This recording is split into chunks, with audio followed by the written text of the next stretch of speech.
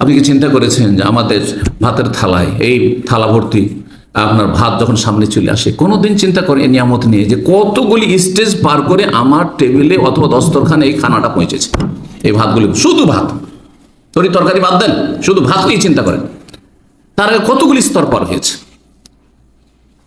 সর্বশেষ যে স্তর সেটা হচ্ছে আপনার স্ত্রী অথবা আপনার ছেলে মেয়ে যে কেউ না কেন আপনার সামনে ভাতটা রেখেছে, তার আগে পাকশাক করেছে, তার আগে কত কি করেছে, তারপরে সেটা কোন জমি থেকে সেই ধানটা এসে উৎপন্ন হয়ে এসেছে, আর সেটা কত স্তর তার পার করে এসেছে।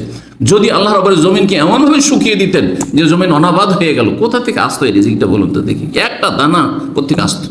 আর আপনি এতগুলো ভাত ফেলে দিচ্ছেন, রুটি ফেলে দিচ্ছেন, নষ্ট করছেন আপনি। আর বাসি আমি খাই না, কত ভদ্রতা দেখাচ্ছেন, আমি বাসি খাই না, পাকশাক করলেন আর খেতে পারলেন না, ফেলে দিলেন, প্রতিদিন ফেলে দিচ্ছেন। হিসাব দেবেন কি করে? এত সহজ, এত সহজ। আমি আমার সফরে